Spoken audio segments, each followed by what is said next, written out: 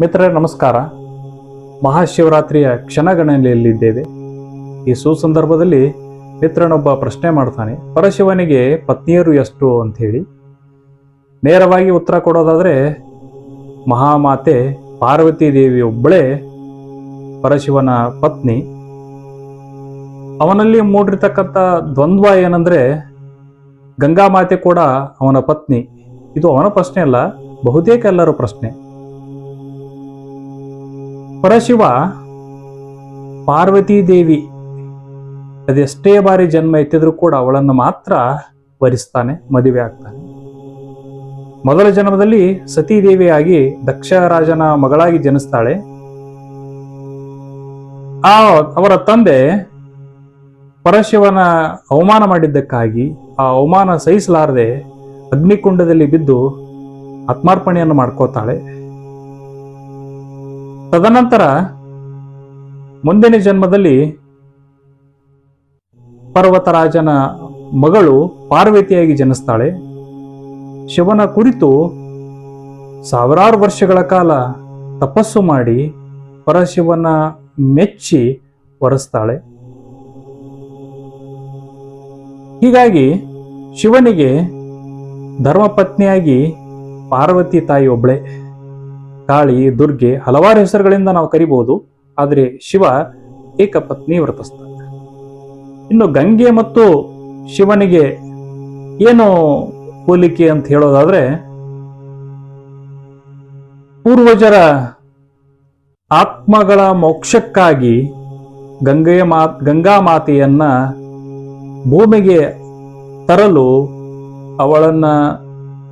ತರಲು ಭಗೀರಥ ಹಲವು ವರ್ಷಗಳ ಕಾಲ ಬ್ರಹ್ಮನ ಕುರಿತಾಗಿ ಕಠಿಣ ತಪಸ್ಸನ್ನ ಆಚರಣೆ ಮಾಡ್ತಾನೆ. ಆ ತಪಸ್ಸಿನ ಫಲವಾಗಿ ಬ್ರಹ್ಮ ಏನೋ ಮಾತೆ ಗಂಗೆಯನ್ನ ಭೂಮಿಗೆ ಹರಿಸಲು ಒಪ್ಪಿಗೆ ಸಲ್ಲಿಸ್ತಾನೆ. ಆದ್ರೆ ಆ ಗಂಗೆ ಭೂಮಿಗೆ ಬರಬೇಕಾದ್ರೆ ಅವಳ ರಭಸವನ್ನು ತಡೆ ಹಿಡಿಯುವಂತ ಶಕ್ತಿ ಯಾರಿಗೆ?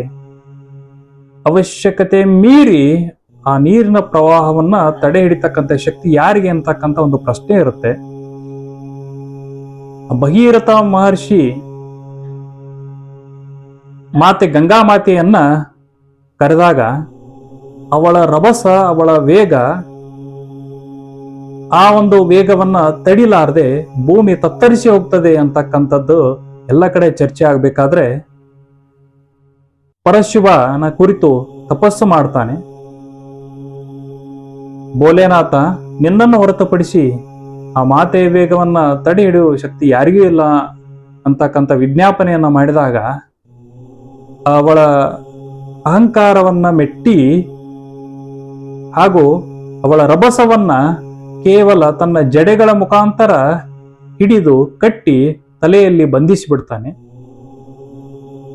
ತದನಂತರ ಅವಳ ವೇಗವನ್ನ ತಟಸ್ಥಗೊಳಿಸಿ ತನ್ನ ಜಡೆ ಮುಖಾಂತರ ಮತ್ತೆ ನೀರನ್ನ ಪ್ರವಹಿಸಲು ಅನುಕೂಲ ಮಾಡಿಕೊಡ್ತಾನೆ. ಇದು ಕತೆ. ಇಲ್ಲಿ ಗಂಗಾ ಮಾತೆ ಶಿವನ ತಲೆಯಲ್ಲಿ ಬಂದಿಯಾಗಿದ್ದಾಳೆ ಹೊರತು ಬೇರೆ ಯಾವುದೇ ಸಂಬಂಧಗಳಿಲ್ಲ. ಆದರೆ ಮಹಾಮಾತೆ ಪಾರ್ವತಿ ತಾಯಿ ಮಾತ್ರ ಪರಶಿವನ ಹೃದಯದಲ್ಲಿ ಬಂದಿಯಾಗಿದ್ದಾಳೆ. ಅದಕ್ಕಾಗಿ ಶಿವ ಪಾರ್ವತಿಯರ ತರಹ ಜೋಡಿ ಇರಬೇಕೆಂದು ಹಿರಿಯರು ಸತಿಪತಿಯರಿಗೆ ಆಶೀರ್ವಾದ ಮಾಡತಕ್ಕಂಥ ಪದ್ಧತಿ ರೂಢಿಯಾಗಿ ಬಂದಿದೆ. ಹಾಗಾಗಿಯೇ ಶಿವ ತನ್ನ ಅರ್ಧ ಭಾಗವನ್ನ ತಾಯಿ ಪಾರ್ವತಿಗೆ ವರದಾನವಾಗಿ ನೀಡಿದ್ದಾನೆ.